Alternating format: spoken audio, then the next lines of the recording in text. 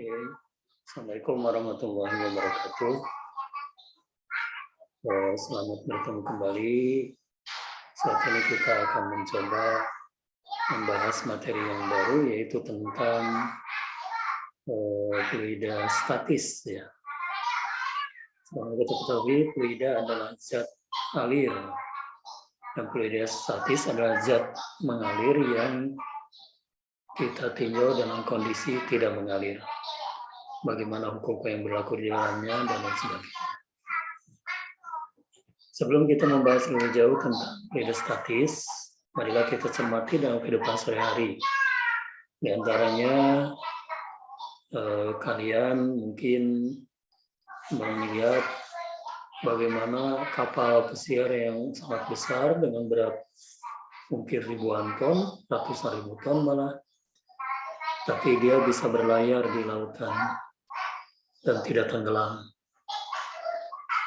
Kemudian juga kalian melihat pesawat besar, wing, yang juga besar, beratnya mungkin bisa ribuan ton. Tapi dia bisa melayang, bisa terbang di udara. Balon udara bisa terbang di udara. Kemudian mungkin kalian pernah ke pemandian mobil, car wash, ya. Di car wash kita bisa melihat mobil yang beratnya puluhan atau ratusan ton bisa terangkat, kemudian dicuci.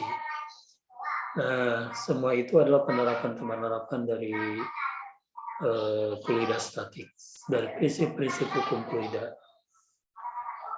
Baik, anak-anak sekalian, kita mulai saja memahami konsep fluida statis.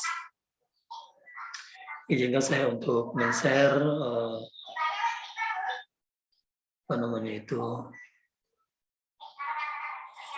men-share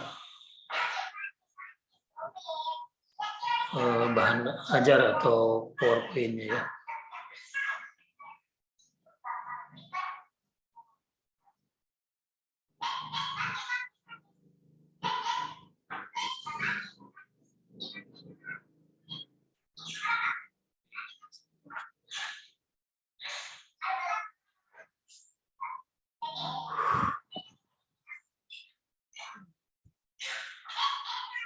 Baik, kita coba.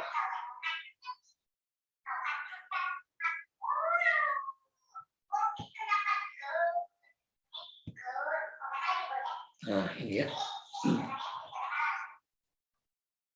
Kita lihat fluida statis.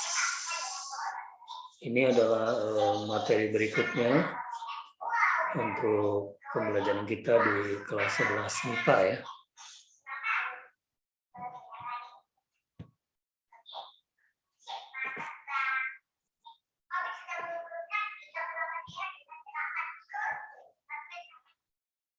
Ya, supaya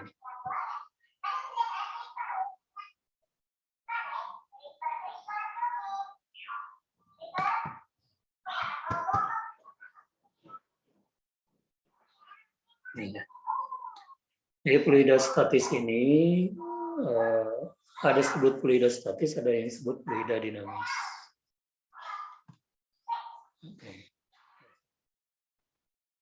Jadi fluida seperti yang tadi disampaikan adalah zat alir. Nah, fluida statis adalah zat alir yang kita tinjau dalam kondisi statis. Statis artinya diam. Yang kedua ada yang disebut fluida dinamis. Fluida dinamis adalah fluida atau zat yang alir yang dapat mengalir dan kita tinjau hukumnya ketika fluida tersebut mengalir. Oke, pembahasan kita kali ini adalah tentang fluida statis. Jadi dalam fluida statis nanti kalian akan mempelajari konsep tekanan hidrostatis, tekanan mutlak, kemudian juga akan mempelajari apa itu tegangan permukaan zat cair, kapilaritas, viskositas, hukum Pascal, dan hukum Archimedes. Nah, penerapan hukum fluida statis sebagaimana yang telah saya sampaikan di awal, ya. Misalkan bagaimana dongkrak hidrolik dan mesin hidrolik. Ini digunakan untuk mengangkat mobil yang berat ratusan ton misalnya, bisa terangkat. Rem hidrolik konsep mengapung, melayang, dan tenggelam juga seperti minus. Hidrometer ya, mengukur massa jenis air, kapal laut, kapal selam, balon udara, semua itu bekerja berdasarkan prinsip-prinsip hidrostatika. Konsep tekanan dan tekanan hidrostatis. Tekanan didefinisikan sebagai gaya yang bekerja pada suatu bidang persatuan luas bidang tersebut. Jadi kalau kita misalkan lambang untuk tekanan P, satuannya Newton per meter kuadrat, kemudian F untuk gaya satuan Newton dan luas permukaan satuan meter kuadrat, maka tekanan didefinisikan sebagai P sama F per A ya. Nah, kalian lihat ini luas permukaan, kemudian tekan gaya F, maka besar tekanannya ini. Newton per meter kuadrat ini disebut Pascal. Ya. Kemudian tekanan hidrostatis artinya adalah tekanan zat cair yang disebabkan oleh berat zat cair itu sendiri. Tekanan hidrostatis secara umum dituliskan Rho, massa jenis, kali K kali H. Ini turunnya memang dari sini juga, dari P sama F per A. Dapat rumus ini khusus sebagai hidrostatis atau tekanan zat cair. Nah ini keterangan lambang rumusnya. Ini ada yang menarik dari gambar ini. Lihat, ini permukaan airnya sama ya ketinggiannya. Sehingga karena Rho massa jenis air atau zat cair, G adalah gravitasi, nilainya tetap. Jadi pada kedalaman yang sama tekanan itu akan sama. Ini kan kedalamannya sama ini semua, walaupun bentuk ininya berbeda-beda, maka ketinggiannya pun akan sama. Tekanan hidrostatis pada bejana yang berisi gabungan fluida. Nah, kalau gabungan fluida ada P1 dan P2, maka dijumlahkan. Ini kan tidak akan bercampur gabungan fluida ini. Maka tinggal dijumlahkan aja tekanannya itu. Sekarang tekanan di dasar berapa? Berarti Rho GH1 ditambah Rho GH2. Kemudian tekanan hidrostatis pada pipa U berisi gabungan fluida. Nah, ini ya. Pipa U ini adalah sebuah tempat yang bisa diisi fluida, tetapi memiliki mulut terbuka yang lebih dari satu. Di sini ada dua ya. Nah,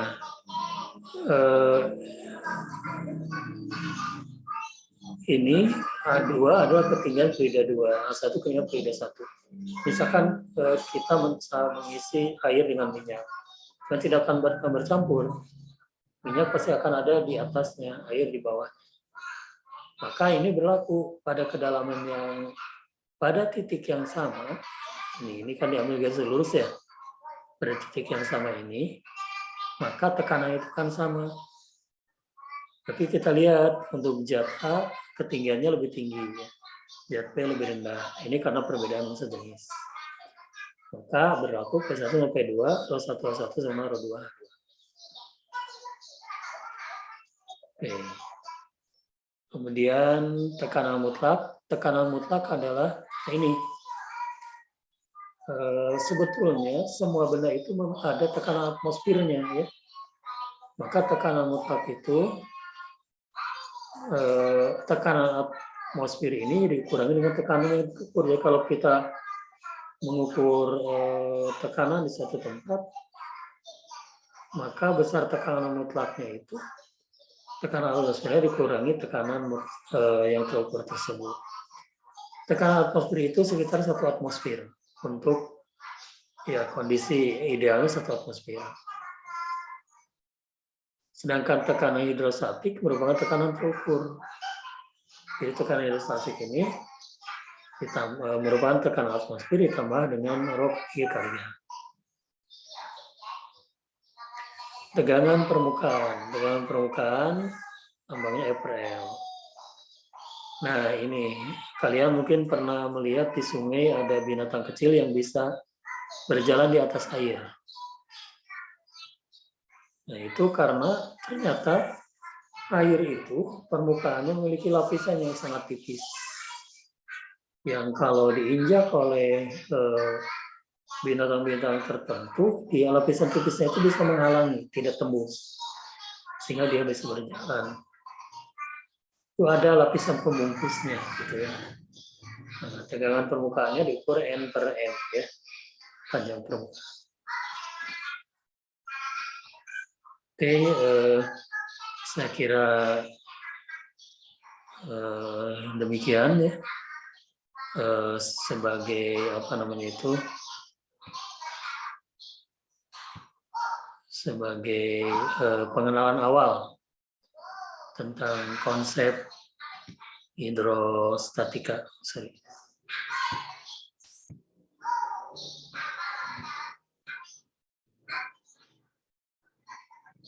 Tentang konsep hidrostatika. Sebentar ya, saya tutup dulu ini.